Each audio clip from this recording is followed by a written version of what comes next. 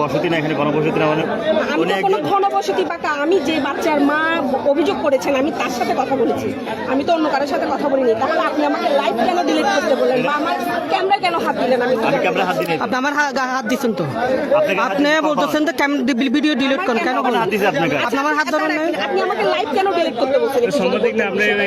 আপনি তো আমাকে লাইভ আমাদের এখানে পারিবারিক এটা পারিবারিক হলে তো প্রশাসন আসতো না, মিডিয়া আসতো না।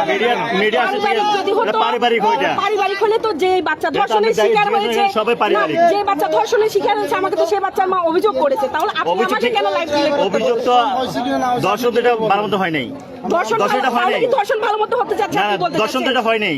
ধর্ষণের চেষ্টা তো করেছে, এটা অবশ্যই ধর্ষণের চেষ্টা, ধর্ষণ হয় নাই ঠিক আছে, ধর্ষণের চেষ্টা তো করেছে। তাহলে কি আপনি ধর্ষকের পক্ষ নিচ্ছেন? না না, তাহলে আমাকে লাইভটা কেন ডিলিট করতে বললেন? ভাই এটা ডিলিট করছি, এটা আমি অন্যায় করছি, আমি ভুল স্বীকার করছি, আমি অন্যায় করছি, ঠিক আছে। দর্শক আমরা যদি জানিয়ে রাখি, আসলে চট্টগ্রামে খুলশী থানাধীন এই যে আবহাওয়া অফিস আছে তার বিপরীতে কিন্তু যে রেল লাইনটি আছে, সেই রেল লাইনের পাশেই কিন্তু একটি মাদ্রাসায় আসলে এমন একটি ঘটনা ঘটেছিল এবং কি আমরা দেখেছি তৎক্ষণিক খুলশী থানার অফিসার ইনচার্জ এবং কি খুলশী থানার যে অফিসার ফোর্স আছেন তারা কিন্তু সাথে সাথে এসে যে ধর্ষণের চেষ্টা করেছে তাকে কিন্তু পুলিশ সাথে সাথে পুলিশ হেফাজতে নিয়ে গেছেন। এখন আমরা এই মুহূর্তে দেখতে পাচ্ছি আসলে এখানে স্থানীয় অনেক মানুষরা জড়ো হয়েছেন, তারা নানান জন আমরা স্থানীয় যারা আছেন তাদের সাথে আসলে কথা বলার চেষ্টা করব বিষয়টি নিয়ে। এখানে